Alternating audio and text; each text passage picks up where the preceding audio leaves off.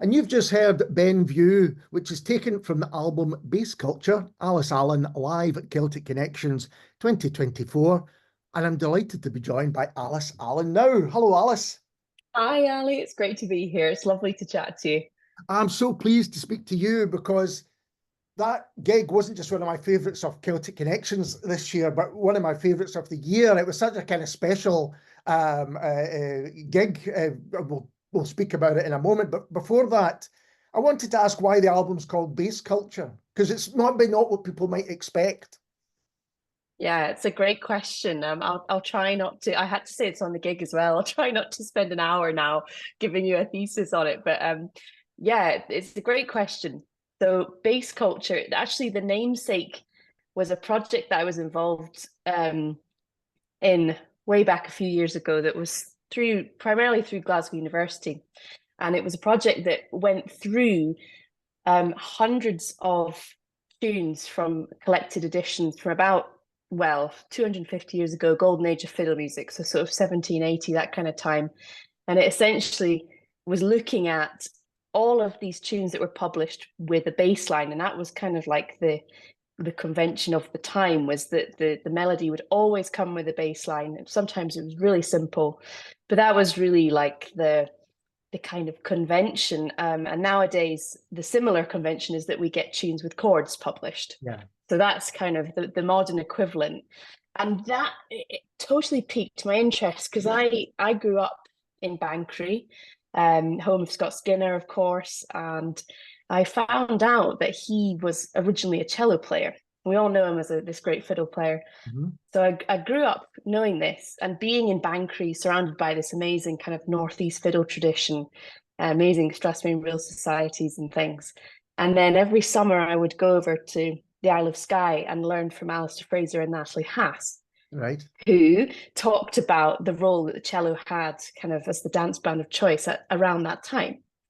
And I was learning from this, Natalie's absolutely amazing, learning from her and what she taught me, a North American cellist. And I was thinking, why in Scotland, in Banchory, is there no trace of this tradition? I don't understand. It doesn't feel like a place. So it really got me interested in what was going on. What did the cello sound like in 1780 if it was so important that all these collections published or basically felt they had to publish a bass line it was always specifically for the harpsichord or the cello. Right. Why was nobody playing them? And this bass culture project essentially kind of seeks to challenge the assumption that all folk music is melody based. And actually, there's this culture of bass lines that we've sort of forgotten. And really, I think it's up to the cello and maybe keyboard players too, but really up to the cello to kind of shine a light on what that sound was.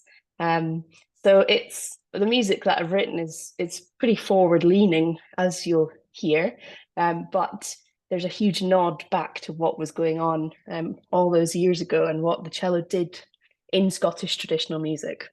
Which I think is so interesting, because I guess today most people still don't think of the cello being in the tradition of folk or traditional music. And I remember you saying from the stage that this was something that piqued your interest. And I mean, you're not just someone who plays the cello, but you're a student of the cello as well. Is that fair to say? Yeah, absolutely. And I think I will be for the rest of my life. It's a lifelong sort of journey learning about it. And it really is true that people don't see, and lots of traditional musicians don't see the cello as a traditional instrument. Yet it has this history and culture that is so rich and actually precedes a lot of instruments, like precedes maybe even the clarsach tradition. It sort of came way before that. And I think we're so I just love, nowadays we've got so much kind of amazing music and we take for granted the bass in it, we really do. Yeah. We've got these amazing players like Duncan Lyle and James Lindsay in the folk tradition, but of course across like punk music and just everything really. We've got amazing bass lines that underpin everything. And I think what's so cool is imagining back then when we didn't have amplified music, 1780s, wouldn't have had double basses really around to to play that. So it really fell to the cello to do that job, and any sort of pumping bass lines then would have had to come from the instrument, which is pretty cool to imagine. So the cello really was the rhythm section, part of the rhythm section back then. Totally. Yeah, totally. And the bass lines are very like, a lot of them are very sort of 4 to the floor, just marking the big beats of the dance. So quite simple in a lot of ways. Well, could be perceived as simple for that reason. I think there's a lot of complexity in them if you look hard enough. But I think that the fact that they're sort of often 4 crotchets in the bar and they're just marking the harmony kind of put people off because it's too easy or it's too simple. Right. Yeah. So going back to the Celtic Connections gig then, how would, especially with what you've just mentioned in mind, how do you even begin to put an event like that together? What's the starting point? Yeah, it's a great question. It can be quite, I think it can be quite overwhelming to have that kind of blank canvas in front of you. You know, you can pick whoever you want to play, you can write whatever you want for an hour. And I mean, the process for me was, it usually started with kind of like a little theme or a flavor of a tune. And I never really, there was never for me any sort of grand vision. I had this inspiration of bass culture and the old historical style, but I really just wanted to see what would come out of me without any kind of strict parameters. I guess the biggest parameter was just the instruments that I picked, and that was quite a big backline to kind of really punch that bass through. So we had a string quartet, which is one of my favorite kind of ensembles to play in. And then we had a backline of 5. So we had drums, bass, guitar, Nordic mandolin, and piano. So it was a big backline. But yeah, writing, it just really came from, sometimes it would be a fully formed tune that I would then kind of start that and then start to expand. So you maybe have a tune and then you think about how you could sort of make that a variation of the tune and what's going underneath the bass line, whether you want some harmony, and sort of growing it in and out, and then ending up with a sort of finished article, and then finding an overall shape from that. But the process is the best bit, really. That's really the fun part. And I heard a David Bowie quote the other day where he's talking about this, that a lot of artists or painters, I think he's talking about, will name their painting after it's finished. Yeah. They don't name it and then paint it. I thought it was such a good way of explaining the sort of the process. So yeah, and then what you hear is kind of what came about and what was the finished article. Because I think most lay people, if you like myself, would think, well, you decide a set list and then you start at the beginning, take it through. But what you're saying is you're thinking about the way the music will ebb and flow throughout, almost like telling a story. Is that fair? Yeah, definitely. Absolutely. And you kind of got, I think generally I'm sort of writing from feelings. So I tend to try and hone in on a particular kind of flavor, I guess you could say. So like Gaelic Moor has a really distinct kind of flavor, and I wrote that one at the piano, wrote that tune at the piano with the chords kind of there. So then you've got that, and that marks a particular kind of sound, flavor, emotional release. And then Ben View was a tune I wrote that was just really like groove inspired. So then it's like, okay, we've got those two things. Bootlicker was a huge kind of much more kind of expansive manuscript. So that had a lot more, it was like I was writing at the computer with that one, there was a lot more kind of, it was almost like a classical composition, I felt, that one. And they're very prescriptive for every player. So there was no huge room for kind of input, because every bar was detailed and, you know, I knew what it would be. So each piece gets a flavor, and then at the end you've got all these flavors, and it's working out then, okay, how do you arrange that in a thing that feels nice for a listener, with an arc and a kind of shape. And I really wanted to sort of lull people in as well. I wanted to kind of start with some kind of feeling of peace and calm, and then take us through lots of emotions, there's lots of tension and bootlicker and anger, and then there's like the dance track of Fear of a Stag. So it was really like some kind of therapy. It was, for me anyway, it was building that. Because I was going to ask how it was for you on stage to be in the center of this, I was going to say musical storm. I don't mean storm. I just mean that so much was going on stage, so many people on stage, and yet here you are at the center, almost conducting the whole thing, I guess. Yeah, totally. And it's really unusual, especially for the cello, to kind of take that role in a performance. And I'm so used to, I mean, it's one of my biggest joys. I think I probably said that on a gig, but playing other people's music, I just love it. I'm really happy doing that. But to be put in the position of sort of, like curator and taking the audience through the gig, I don't think you can do that comfortably if you don't have sort of ultimate trust in everybody who's up there on the stage. And I really did. And I was so lucky because when I thought about who I wanted to ask, they were the people and they all said yes. So it was a 100% success rate, which really, I think, just gave the music so much that I was writing with those people in mind, and they just totally rose to the challenge because we had such a short amount of time. We had one rehearsal and then we had the gig and we recorded it. So yeah, it was a lot of learning very quickly for everybody, and everyone was just on fire on that hour, concentrating like heck, and becoming a whole rather than 9 individuals. Yeah, it felt amazing.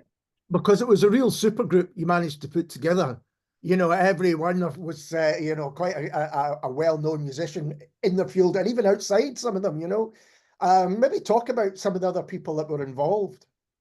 Yeah, well, the string quartet to start with, in fact, all 3 are long-time collaborators, particularly Shona and Patsy, who I've played a lot with, and Kristen as well has been part of string quartet work that we've done over the years. So, I mean, Shona, for me, I'm sure you're familiar with her work, but she is just the most magnificent musical brain probably I've ever come across, actually. It's just an unbelievable brain. She's got synesthesia, so she kind of sees in color, she has perfect pitch. And what's really exciting about Shona is she trained classically, but she is most at home in gypsy jazz kind of rappelli style fiddle playing. And she sits in all these worlds straddling, between them. And there's nobody I've ever met who is such a good translator, because often strings are brought in onto pop music or funk or jazz or folk. Mm-hmm. And everyone has slightly different systems for working. So it might be that maybe a folk musician is talking about verse 2, but a classical musician is talking about bar 461. And she is the best person I've ever met who understands how to translate quickly what's going on. She just knows. She always got brain in both worlds at all times. So she's just she's very inspiring to me in that sense. She kind of breaks all the walls down in a very understated way, and I think probably not championed as much as she should be, actually, because she is so understated and lovely and doesn't toot her own horn. And then Patsy as well has very similar qualities, and then slightly different to Shona. She grew up with her foot very firmly in traditional music and an absolutely beautiful Scottish fiddler. And I always think with Patsy, as soon as she comes on the radio, it's Patsy. She has such a distinct sound, which I love. And I grew up as a teenager listening to Bridging the Gap. It was one of my favorite albums, which was Patsy's New Voices. So those 2 women for me have been really inspiring, especially musically, but also the way they work. Very, very amazing to watch those 2 at work, because they are so they create such great environments in their workspaces. It's not, they leave their ego completely at the door if they have one and serve the music. And I find it really refreshing, because I don't think it's that, certainly in my experience, that is something really rare and I just love. And I know it brings out the best in me for sure. And for people who maybe want to check out the music, just to confirm, it's Patsy Reed and Shona Aitken, isn't it? Yeah, that's it. Yeah. Yeah. It just, everyone just seemed to be having, often you go to a gig and the people on stage are just having such joy, and it translates to the audience. And I feel that's what was happening during that gig. As you say, I'd forgotten it was only an hour, but you really had to cram a lot into that time. I suppose that's the thing with it. And I'm also interested because does it allow for, I've been speaking to quite a lot of jazz musicians lately, and they talk a lot about improvisation when they're playing, but with the music that you've written, is it less likely to be improvised? Is it more kind of, no, this is how you play, and what's it like?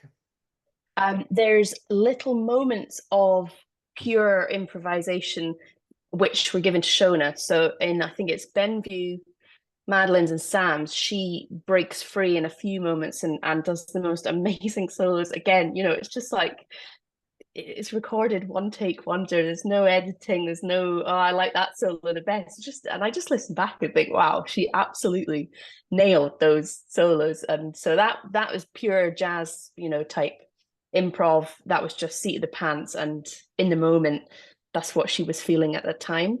And then within the parts, it was quite prescriptive. The chords are prescribed already. The string parts were mostly all prescribed, but there was always room for people to bring their own personalities forward in that. So little changes or certain ways to play riffs.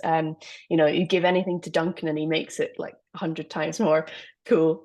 So there was this room for kind of individual sounds and personalities. And I'm really keen on the idea that once you've put the dots down and you give them to people that you trust, you let them do what they want with them. I don't feel particularly, I feel like in that room, for example, Signe is the best drummer in that room. So Signe makes the call on how she plays the stuff. And I love that, because then you get 9 voices all collaborating. And I'm not one for sort of dictating particularly how it goes.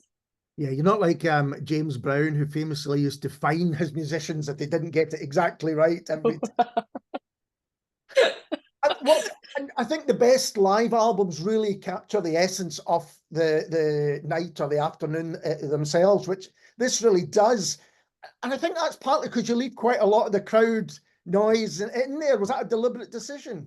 Yeah, it really was. I mean, I really felt, I think maybe especially with the kind of the contrast to lockdown and what everybody went through then, and that gig, I really felt like it was, I don't even know how to describe it, but totally two-way. The audience was so much a part of that experience. It wasn't, at least for me, it wasn't one-sided at all. It really felt like the collaboration was more than just the stage and everybody in that audience. I don't know if it's a New Voices thing or what it was, but there was something really, really amazing in that hour that that I don't think I felt as strongly ever. And it felt like the audience brought so much to it. And I talked quite a lot, and I did think about whether I'd leave my sort of chatting, but I kind of thought, well, firstly, I need an audiobook for that because there was so much chat. But also, actually, the audience for me brought 50% of that gig, and therefore I wanted them in. And there's lovely little moments, like I think it's the end of Sam's, and one of our friends' kids shouts out at the end, and I love that. I love the feeling of the crowd there. Because there was a real kind of crackle of excitement, I think, even before you took to the stage, and there was a lot of other musicians and people I've seen at other gigs as well. So, this was, there was an expectation as well, which was really kind of rather lovely. But it maybe had pressure on you, but for us, it was a lovely thing. Yeah, no, it was amazing to see everybody there. And I think that's what New Voices is so great for, is that you see musicians who you see all the time in band work and across different music, but to actually hear their own voices come out is such a unique and really special opportunity for sure. So I agree. It's one of the really strong strands of any Celtic Connections, is because it does exactly what you say and offers that opportunity. But I mean, I think you're one of the great collaborators of Scottish music. You play often with other people and in other projects. What else would you like to kind of talk about today? Lyre, is that still on the go? yeah, so Lyre, we did an album, what was it, 2 years ago, that I'm so proud of. I absolutely love that album. And I mean, it's literally just one of these things where we need to get funding to write more. So yeah, so we had the most amazing time writing that music in lockdown, actually. It was really cathartic, and yeah, that's one of those things I know I'll be proud of forever. I think we all feel like that about that music. And yeah, it was really fun because Patsy and I do our kind of geeky historic stuff with the Strathspey Queens project. Yeah, And that is, I guess that music is kind of like us wanting to document everything that I was blabbering on at the start about with the bass lines, but not in a kind of you have to read a book to understand it. You can just hear it and you can understand it. But obviously that's very traditional, and it really plays on Patsy's strengths of melody playing and all the things she's so good at. And so there's that. And then for Lyre, we just brought Marit in and brought some original music to it. And it is completely, absolutely the other end of the spectrum. It kind of goes into, I don't know, a world music sound. So yeah, so that's really close to my heart, that album, for sure. And are you still kind of researching older traditional music and what was happening back? Because I guess there's a huge kind of back catalogue, if you like, to explore. Yeah, there's absolutely heaps, and it's so exciting. Patsy and I think we would love to. Our sort of plan for the future is to go through as many of these melody writers as we can and give them all an album to themselves. So a bit like in classical music, you get an album of Beethoven. Yeah. So we really like that concept of all of Marshall's tunes together. And, it's great hearing them in amongst a set, but there's something cool about just hearing all of his tunes together. You get a real sense of his flavor, but also with his bass lines, I think it adds, that extra element because he wrote those bass lines for his tunes. So we would love to kind of go through. I think we've got people like, Oswald on the list, and Macintosh, obviously Gow. So we would love to carry on with that. So watch this space. There should be hopefully a new one next year. So yeah. That's the perfect place to leave it. Alice, thank you so much for taking the time to talk to me. Thank you. Oh, it's an absolute pleasure. And this is Alice Allen at Fury of a Stag.